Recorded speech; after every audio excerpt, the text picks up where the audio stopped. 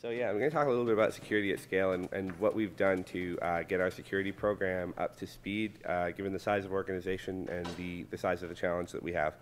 A little bit about myself. I've been with Mozilla for almost 2 years now. I came from, before that, a finance and government background where we had lots of sites but no scalability and no DevOps, no anything. We just had really nasty development practices.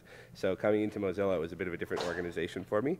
It was also my first position working in a very public environment where everything that we do is open, and all of the secret security stuff that is normally never discussed by organizations will magically become public when we decide to go on a tear in our bug tracking system and make everything public so that people can go and learn from it.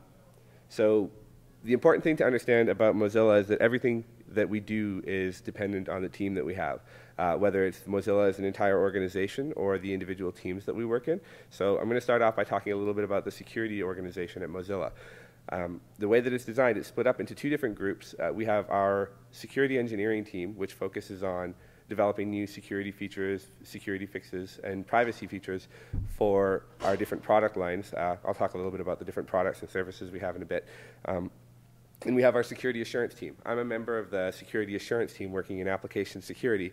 Our security assurance team has 22 people on it, so it's a pretty good sized team, and that's split up across operational security and application security. So doing everything from network security monitoring to firewall configurations to policy development to security testing, all that fun stuff.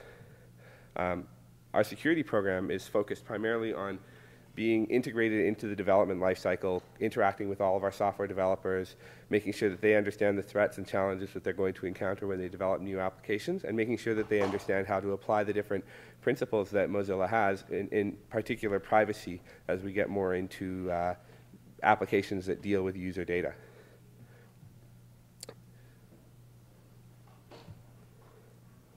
So our security review process is pretty straightforward. There's nothing magical about it. We get engaged with our developers as early on as possible. We start working with them on doing security and architecture reviews. We take a look and do some threat modeling for applications that merit it. In other cases, we may just look at the type of data that the applications are handling, how they're passing that data around to different systems within Mozilla, and where they integrate with third-party vendors that may provide different levels of support for us, whether it's somebody who provides campaign management for marketing, or whether it's a service like the social API that we're working on right now that integrates fairly tightly with Facebook as an initial partner, and will allow any vendor to provide web services that will integrate directly within the browser to provide a more streamlined approach to how social networking will interact with the browser. Another service that we perform, usually in line with a security review, but in certain circumstances, like social API or identity, which is the Mozilla Persona service, which is part of the identity team, which is a federated authentication system. When we want to do a privacy review of these types of things, we'll break it out into a separate review. We'll run what is essentially a privacy threat modeling session against it, look at all the different threats to user data, how people might be abused, how people might be confused by the system, and make sure that we're being as transparent as possible about how those services function. And the last part is we'll do a lot of implementation review. So this is where we get into the less fun stuff like code review, looking for things, and all the interesting little security testing activities that we get to perform. So this is where we start breaking out into using fuzzers to try and find different vulnerabilities. We have a dedicated team of, I believe it's up to 6 people now, that just work on developing new fuzzing technologies and fuzzing Firefox and all of our other products and services. In addition to that, we have security automation engineering. Yes? Sort of. One of the and actually, this is something I usually announce at all of my talks, but I didn't hear. So I'm a fairly informal presenter. So if you have questions at any point in time, feel free to jump in, ask them. I'm happy to expand on anything. And I meant what I said at the beginning. With the exception of unpatched bugs and personal data, we pretty much talk about everything at Mozilla. So our fuzzers are not open, though. The reason being is that they're really good at finding bugs, including in Firefox, and it's one of those rare cases where being open with those tools would actually harm our users, because the people who could use our tools to find bugs won't necessarily report them to us.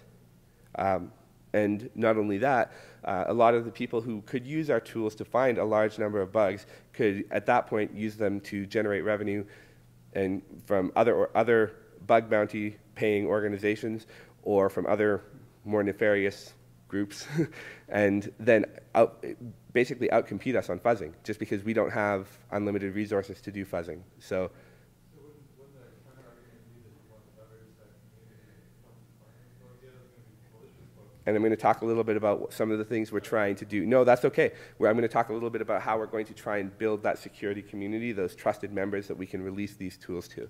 That's one of the objectives that we have.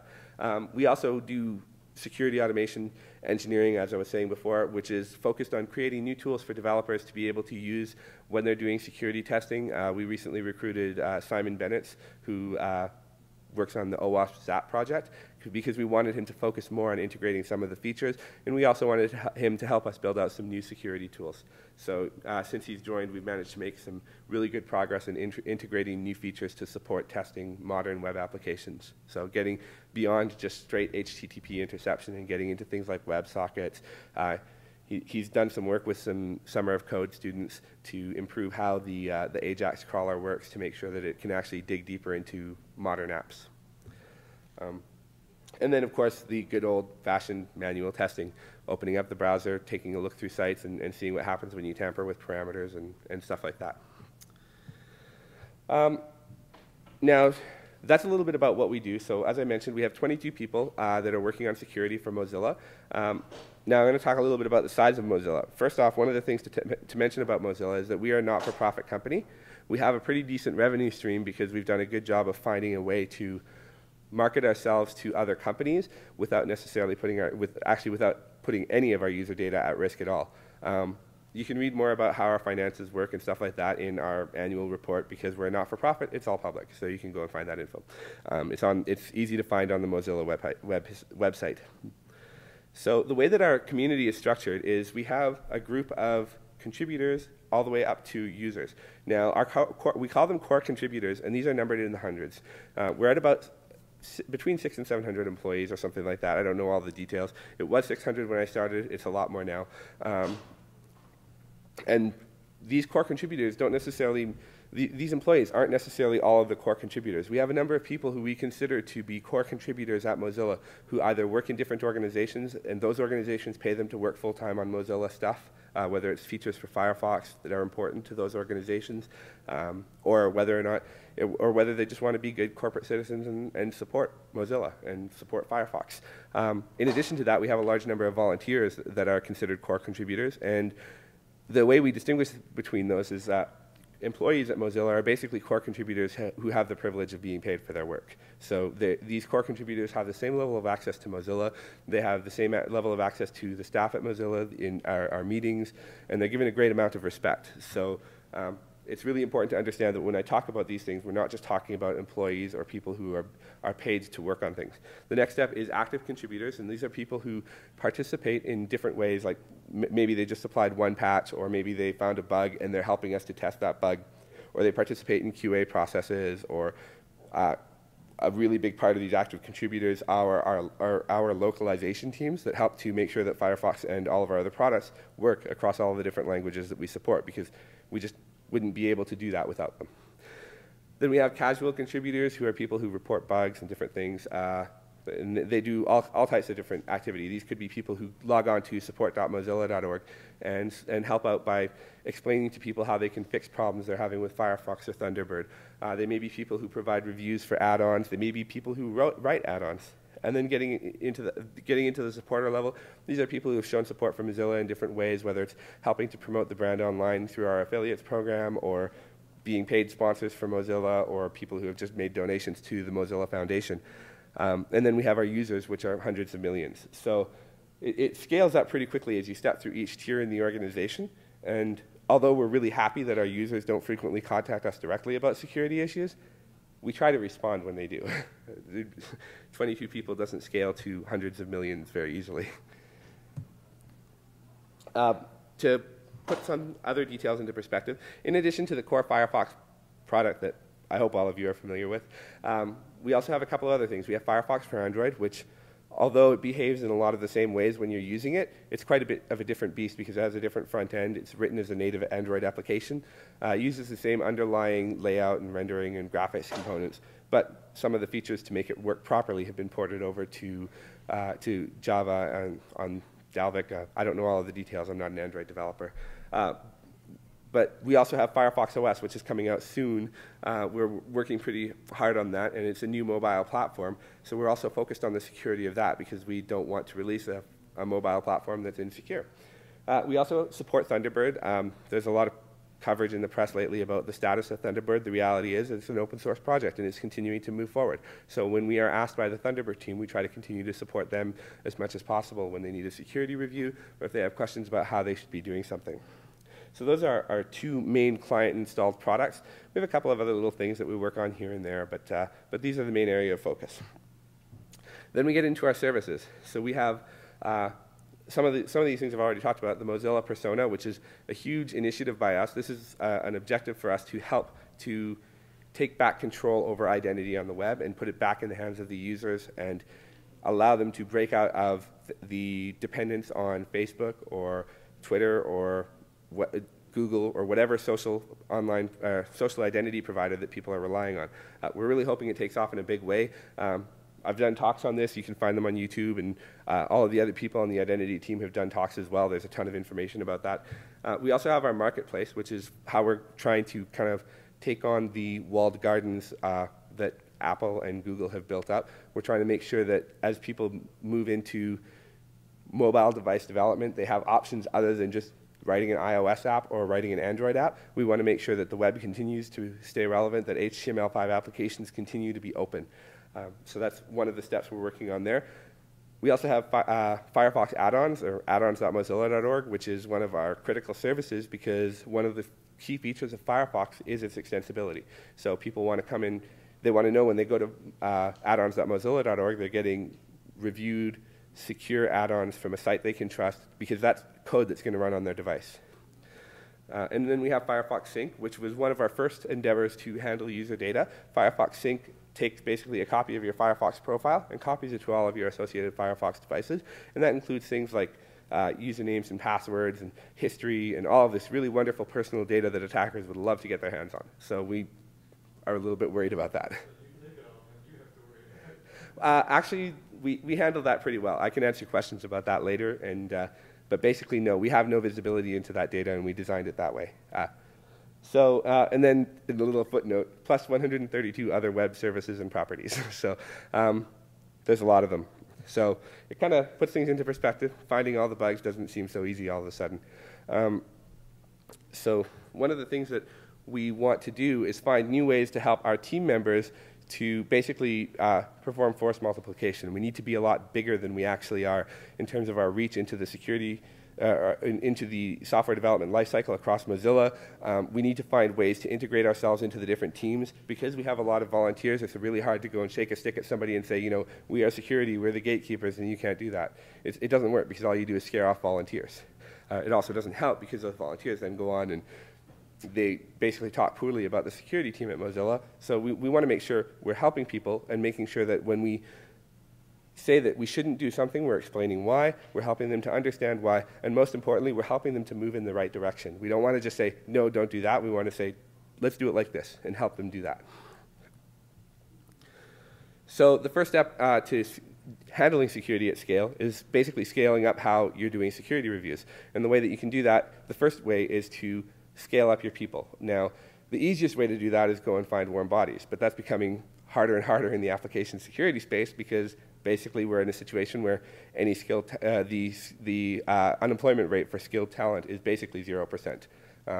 Most of the people that I know that have gone out to look for work, it's taken them less than 2 days to find a position that they're interested in and have usually started a new job within a few weeks after taking some time off. So yeah, we have open positions too, so if you're looking, come talk to us after. The other way we can scale security is by taking a closer look at how we engage with the different development teams within the organization. The way that we traditionally handled it at Mozilla was through a program we called Embedding.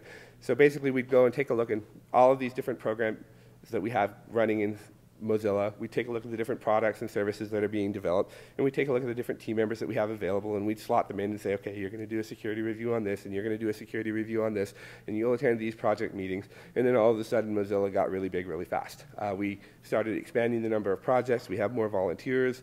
We have more people working on different things. We're outsourcing projects to different firms. We have more third-party relationships to deal with the fact that we're growing quickly. So this model kind of fell apart really quickly because we couldn't hire people fast enough to keep on top of things. I think at one point we were averaging 4 months between hires when we were trying to recruit people. So that's not a very effective way to grow your team. So what we ended up running into is we have our OPSEC team and we have our AppSec team, and we have all of these different projects, but we'd have 1 or 2 teams that had really good coverage. They'd have OPSEC people there, they'd have AppSec people there. We'd be really confident in the security of that. And then when we went back to take a look at things at the end of a quarter or after a period, every so often we'd be like, okay, well, we have these projects that have really good coverage, and that's okay because those are our high-risk applications. But then we'd look at this whole raft and long tail of projects that didn't have an OPSEC person or didn't have an AppSec person or didn't have anybody taking a look at it. And that's not really good. I mean, we can deal with all the high-risk stuff and make sure we're focusing on that and taking care of those things, but at the end of the day, the high-risk stuff being secure isn't enough to make sure that we are secure, to make sure that we're being good curators of the data that users are sharing with us and making sure that we're doing a good job of protecting Firefox in order to be able to deliver a secure product to the user. So we kind of took this model and turned it a little bit on its head. We're in the process of doing this right now. We've got a bunch of different teams within Mozilla on board, and instead of having a security person embedded within each team, we are taking a project-based approach to how we're going to assign people to different projects, and we're requiring that each of the team members become a mentor to somebody in these different project teams. So we have our addons.mozilla.org site has a group of developers associated with it. Instead of trying to find a person to slot in and attend all of their meetings, we went and we found a person that works on that project who has an interest in security, who wants to learn more about it, and we're kind of mentoring them. We're bringing them up to speed, and at the same time, our OPSEC team is doing the same thing. They're identifying people within the web operations team that are going to support this to be able to make sure that they're aware, that they understand that as they put this product from development into production, then we're going to be addressing some of these concerns. You had a question? So this eventually looks real good, but the wrap-up document, I mean, you can only handle so many mentees with specific projects, et cetera. Yeah, absolutely.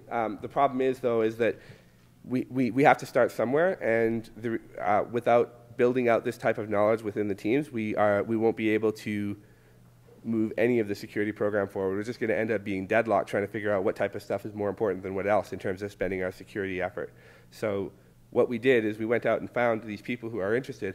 We brought them into the fold. That we don't even have this program fully fleshed out. We just know that, you know, this person is really good at security in this team. They understand these issues. So we're going to work with them and make them responsible for contacting us. And as we spread it out into different teams, as we build our spider web through the organization, we're making sure that these people are becoming more well-known as security champions to be able to share their information within their own teams and be a resource that other people in the organization can come to as well, so that we can move the responsibility for security out of our team and into the developer community. And that way we're focused on finding the issues that developers may not know how to fix, finding some of the issues at the architecture level to make sure that we're dealing with the really scary vulnerabilities, because at the end of the day, like a heap overflow, big deal. It usually takes about a day and a half for a developer to figure out what went wrong and fix it. So that's not a big issue. However, when we build a service for 6 months and have to go back to the drawing board because somebody overlooked you know, a basic crypto thing, and all of a sudden all of the development built on top of that is no good, that's a little bit more painful. So we want to make sure we're focusing on that type of work in the security assurance team and allowing our developers to build their knowledge, build their expertise. And I'm going to talk a little bit about some of the tools we're building to help scale even that effort out so that our developers can help with security testing and stuff like that. I'll talk about that a little in a few minutes. So our security champion program is, as I mentioned, is built up of security conscious team members. The goal here is to identify people that have already expressed an interest in security. We don't want to go around and tap people on the shoulder and say, hey, now you have to carry the security bomb. And when things go wrong, it's your fault. That's not an effective way to build communities. It's not an effective way to build teamwork. So usually what we've done is we've looked for people who are interested in security, people who don't have time or are not interested in working on it full time, but they want to dabble with it. They like to find cross-site scripting. Sorry, did you have a question? Oh, okay. They want like somebody who wants to learn more about how cross-site scripting works, or somebody who's working on a templating engine and wants to make sure their engine isn't vulnerable to cross-site scripting or any of these other issues they're concerned about. A really important feature when we're finding these people is that we need to understand that they know their own limitations. Not because we don't think they can't be taught or they can't learn, but we need them to know when it's time to call on one of us to bring us into the discussion to make sure that we're properly engaged on high-risk decisions. And this is one of the hardest things to figure out. But fortunately, Mozilla is filled with a bunch of bright people. So most of these people are pretty capable of understanding their limitations. And the important bit is that they're passionate enough about building good, strong, reliable systems that security is a big part of what they want to build into their system. So that's how we are dealing with it within our teams. The other goal that we have is to try and build out our security community a little bit more effectively. Now, I talked a little bit about the way that Mozilla is structured in terms of its community, that we have this basically exploding graph of who's involved with it. For the security program, we have one point of entry into our security community. That's our bug bounty program. It's great to have one. I think it's really important. And we get a lot of really good feedback from people who are working on security testing. And we have built some really strong relationships with really cool security researchers. And it's led to people joining our team and completely transforming how we do security testing. So it's a huge win. We've gotten a lot of value from it. But the problem is that it doesn't build community. It builds a silo where a bunch of people come in, and we have a variety of different people who are working on that. Students who are learning about security and find out that if they get lucky, they might be able to find a cross-site scripting bug in something and get a payday. We also have people who are just wanting to try new attack techniques, so they come and they try them on our sites and services, and then they pop something and they get a good payout, they get to write a research paper out of it, and the whole 9 yards. Great. And then we have other people who just mine full disclosure, and as soon as they find out about a bug in a product we use, they come and they file a bug and claim a bounty. So, I mean, we need to make sure that we're moving beyond basic bug bounty payouts as a way of building community. So the way we're doing that is creating pathways into our team to build trust with these different community members. It's really hard to trust somebody who's basically just an email address online looking for money until you actually interact with them, build a relationship with them, get feedback from them on what approach they take to file the bug. And of course, there's a big problem because a lot of these bug reports are coming in from China or South Asia or Eastern Europe, where most of the people on our team primarily speak English. So we're trying to overcome some of those language barriers.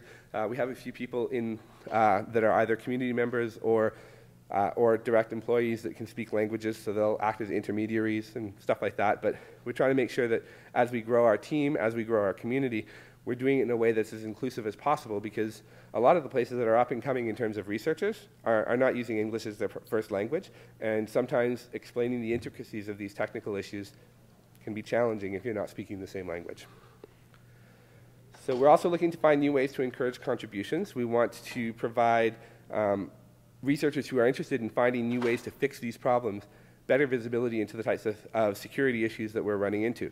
So researchers who want to find new ways to work on different security features that Firefox is trying to implement or other browsers are trying to implement can come to us, and as we build these relationships, we'll be able to give them access to bugs that haven't necessarily been fixed and help them learn how to implement those features in our platform, and it'll be a benefit to them because they'll learn, and it'll be a benefit to us because we'll get people working on these issues that are really hard to solve.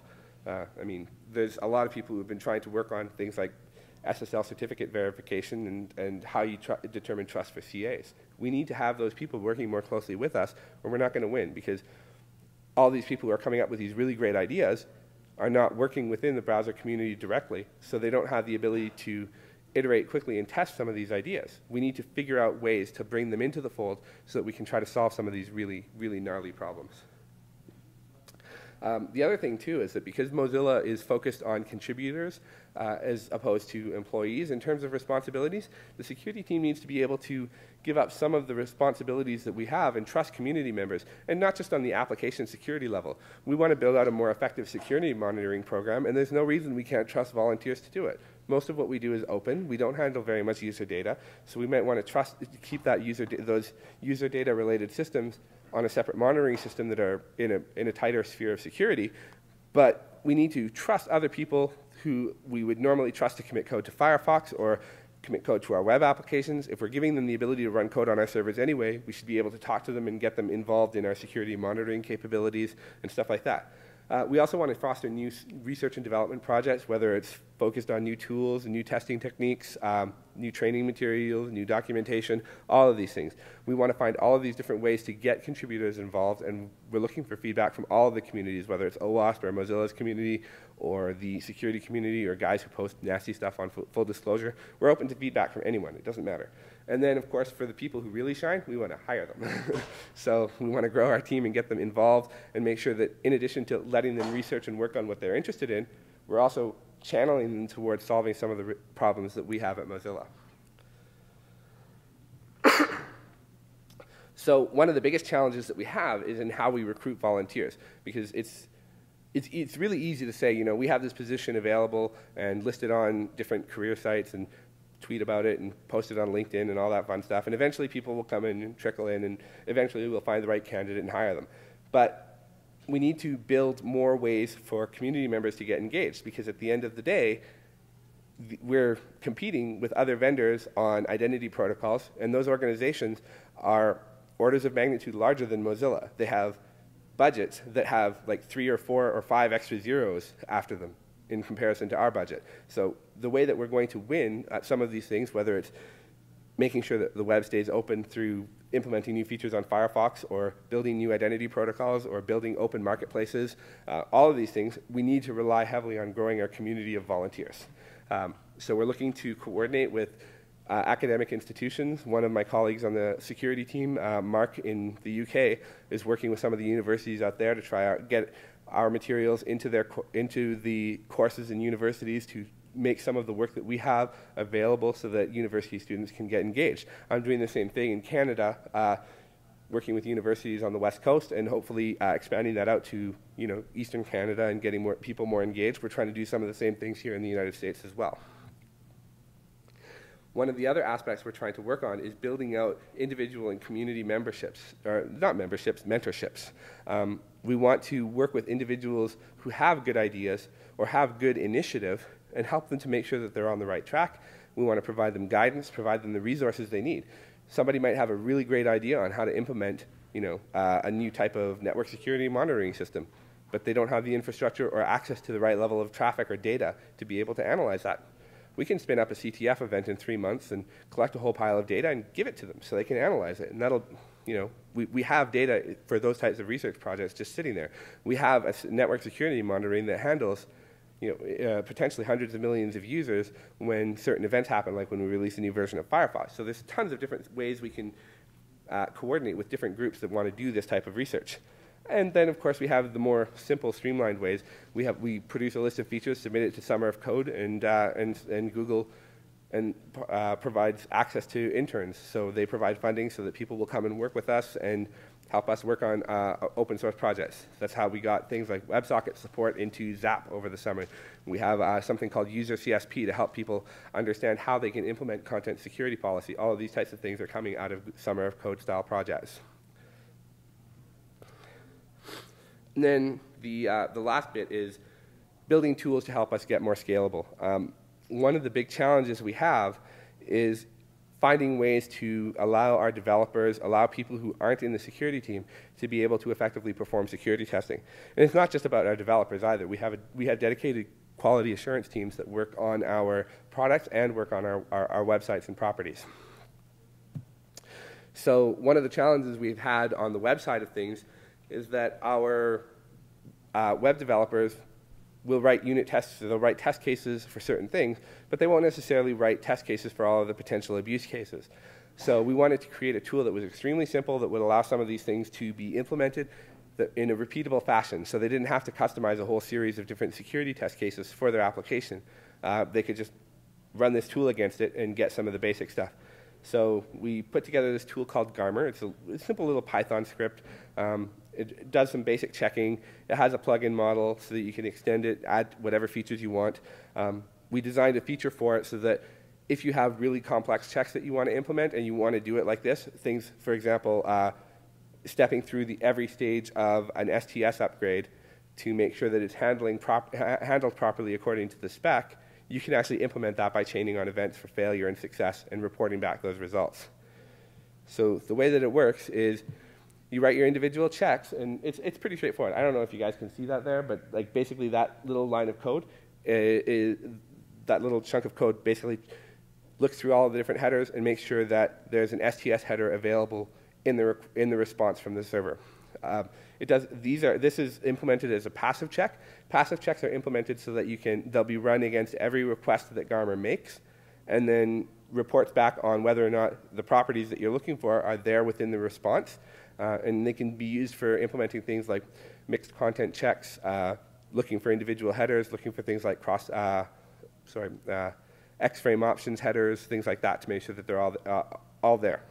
And these get run, unless a plugin is configured not to run them, these get run on every test that's performed. So if you implement it in one, you don't have to worry about implementing it across every other active check that has been implemented within Garmer. It automatically gets included in the list. Then we have active tests, which are a little bit more complex. This is a content security policy header check. And it's a little bit more complex. It actually looks to make sure that there's a content security policy available, and that if it is there, that it makes sense at a high level about whether or not the policy is going to get processed properly by the browser. This check actually needs to be updated because there's been some changes to how Firefox is going to handle content security policy configurations. And of course, it's also an evented check. A few lines into the definition, there's a pass event that allows you to trigger an additional check to actually pull back a copy of the policy and store that in the results. Garmer is designed for extremely simple checks. We want developers to be able to create new checks very quickly, to be able to execute them, and to have that integrated into all of their other unit testing that they might perform. So it can be included in Jenkins, but we also wanted to provide it as an alternative to setting up a complete environment like Selenium. If you're not a QA tester or if you're not using tools like Selenium on a regular basis, it can be a bit painful to set up. And we needed to be able to run these tests across all of our sites very quickly. The only problem is that we didn't have the level of adoption. Developers are aware of it, they are interested in it, but like every other person who's working on anything in a fast-paced environment, they just don't have time to go and implement all of these different sets of checks. So we've been slowly building on the number of checks available and stuff like that. We're also building some new features into it. OWASP published something called the data exchange format, which it's a little bit clunky, and we're working on revising it, but it provides a standard format for how you're going to record the output of network and application security tools. This is really important because we need to build up better interoperation capabilities so that we can do repeatable testing and get those results in a usable format. The focus that we have on looking at this format is adding support for JSON, because a lot of the more recent unit testing tools and stuff like that are starting to output that, so it's less likely JUnit XML style results and more flexible result formats. So if we can get this in place, have support for JSON, and then additionally add checks for all of the modern web security features that we look for in a web application in terms of configuring the browser, setting things like making sure that all the cookie flags are set appropriately, making sure that content security policy is present and it's actually got a policy instead of just a reporting policy, looking for X-frame options, STS, all this fun stuff, and also looking at cores and how that's set up. As we get all of these features in place, we'll be able to build on top of that and use it and get it better, more tightly integrated with our QA folks who may not necessarily have the ability to do the software development that's needed to get the test cases written. This requires no skill on the part of the user. Zap, in order to use Zap effectively, I mean, you can point at it and tell it to do a scan or a fuzz, and it'll generate some results, but you still have to be able to interpret those results. You still have to be able to configure it properly. With this, you run Garmer from the command line, and you provide it the URL, and it'll spit out a report of whether or not all of the test cases have have passed or failed. It's an incredibly simple tool. It's not designed to be a replacement for any other security testing. It's simply designed to give us a basic tool that our developers can run and know, we've got all of these features in place, and so here's your Garmer report when we file a request for a review of an application, so you can see that all of these basic things that you're going to look for are already taken care of, so you can actually focus on important stuff. Because as basic as STS is, if developers don't think about it when they're writing their code, they're not going to include it. With a lot of these modern browser security features, they're opt-in. The developer has to put in code to trigger them. Content security policy doesn't happen on its own. X-frame options doesn't happen on its own. When it's available in Firefox, iframe sandboxing won't happen on its own. If we don't have checks in place, the developers won't do it. Not because out of malice, just because there's too many different little things that they have to tick off to make sure that it's done. So this is meant to supplement some of the other tools like Zap, which is an absolutely powerful tool, and we love it. That's one of the reasons why we hired Simon. I'm going to talk a little bit more about how this tool fits into another tool that's going to compete with how developers might do security testing. Yep. No, not at all. That was the big distinction. We did not want a framework that was going to require configuration and setup. Garmer has extremely narrow dependencies. It relies on the Python library requests and another library called Beautiful Soup for HTML parsing. That's it. No, it does not. This is designed to look at the request and response bodies and make determinations based on that. So the next tool that we're working on, and we were hoping to have this ready for this conference, but it's not quite ready to go yet, mostly because as we dig deeper into it, it's not as easy to implement as we thought. But that's okay, because we're making really good progress. So what we have is all of these developers who are working on all of these different projects. We have all of these different tools that are available, but we don't have the time or resources to educate all of the developers on how to use these tools. Now, we, as security folks, know that there are basic choices that you make when you're configuring a tool.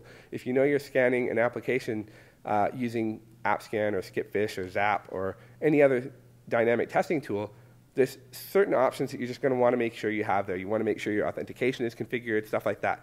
So what we decided to do was create this framework that will take all of these tools, have plugins for each of them, and have same configurations, and then have the ability for a developer to simply log into a web application, go and click on a new scan,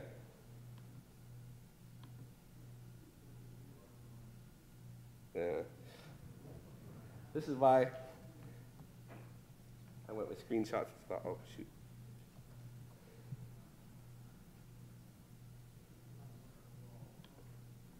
That's why I went with screenshots as well. So this is using Persona, so you can log in with any Persona account. It won't actually let you do anything if you don't have a Mozilla account right now. That's easily fixed if you download the source code and deploy it yourself. But you log into it, and you go in, and for a developer, all they have to do is plug in the URL, and it'll run the entire battery of tests with all the configurations that we specify as being something that's relevant for a vanilla web application. The kicker is that basically, this web interface is designed to take away all of the complexity of setting up the tools. It doesn't mean that you've lost all of the complexity of the tools. There's additional options, and that part is coming soon. But one of the biggest blockers for us was defining a way so that we could abstract away the configuration details for each of these tools. So when you drop that down, if you're doing a scan of a website, when you go in to type in your authentication credentials, it asks for your authentication credentials in one way. If you want to configure how a fuzzer is going to work, it's abstracted the way that fuzzers are configured for Zap and how Skipfish is configured as well, so that the options that you set are only set once, and they're interpolated by the individual plugins based on those option settings, and the tools are invoked with the advanced options. So developers who want to dig in and try to get more things want to set things more accurately for their application have the option to do so. And more importantly, if a security professional logs into Minion and starts using it, we can do all the fine-tuning we want of the configuration to get the results we're looking for. So I want to talk a little bit about the architecture. So we were aiming for a full release of this week. Unfortunately, the releases don't always work out the way that you expect them to. But we do have a bunch of documentation. The source code is available on GitHub. We have a couple of functioning plugins. The plugins don't work properly through the front end yet, but they do work. You can invoke them from the command line. And basically, the way that Minion works is it has a web interface that talks to a task engine. And this task engine mediates between all of the different plugins. Now, each of these layers is implemented through a REST API. The reason we did that rather than just having a monolithic application was because we know that security tools don't all run on the same platforms. You might have AppSec only available on Windows. You might have some security testing tools that are only available on Linux. Or you might have some other tool that's a third-party provided service, and you need your plugin to wrap that. For example, it's actually very easy to write a plugin that will take configuration settings and translate that into something that might be appropriate if you have like White Hat's on-demand scanning service, or if you have a tinfoil account or something like that. You can actually figure out plugins to do all of this very easily. And then the initial version of Minion is designed to do all of this, collect all of this information, and dump it in a repository so that when developers are running their scans, they get a clear report of the issues that are found, but only stuff that we, as the developers of Minion, consider to be moderate or higher risk issues. So things like cross-site scripting, things like SQL injection, missing configurations for browsers that we are concerned with, stuff like that. But all of that is going to be tunable through the configurations. So it's not going to be tunable through the interface, but so you'll have to have a little bit of knowledge when you're setting it up if you want to fine-tune it for your organization.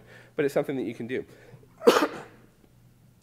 Our goal, and this is our goal for Q1, is to get all of this working, to have the basic reporting infrastructure so that developers can go in and see their results, and then when the security folks come in and say, hey, let's start the security review of your project, instead of having to start from scratch and learn all about the application, they can come in and take a look at all of the results. And Minion stores all of the raw results of the tools that it executes, as well as the interpreted results that it presents to the developers. So a security guy can come and pull the Nmap report, or pull the Zap report, or pull the Skipfish results, and take a look through everything and see if there's something that a developer may not be aware is an issue or may not understand, and work to educate the developers if they're interested, or just take that away and file bugs in the bug tracking system or whatever the case may be. That's the first step. The direction we're going with it is basically we're tired of seeing all these really cool tools and services be developed by these application and security as a service providers. So we want to create an open source framework to allow any team that has a few application security people and a few network security people to set up either an internally or publicly facing application as a service, or sorry, security as a service provider. We want the ability to run all of these tools, to have all of this recording and tracking, all of this done and implemented in an open source product. We want to do it with standards that are published and managed by other open source groups. And we want to do it as a Mozilla project because Mozilla is open source. Even our tools, like all of our fuzzers, you asked about those, they are intended to become open as soon as it becomes safe for our users to release them. These types of tools, this is open source immediately. We want all of the tools that it supports to be open source tools, but we want people to be able to extend it to support whatever tools that they've made an investment in. I mean, we're going to have a Nessus plugin, but we're also going to implement a Rapid7 plugin because we have a Rapid7 license.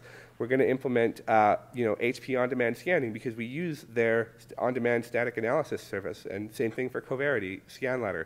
And anybody we integrate with, we're going to build plugins and publish them for. But we want to get feedback from the community on what they expect from this. We want to build this tool out and make it available for everybody so that they can grow their teams and basically build up their security program at the same time as we're building these tools.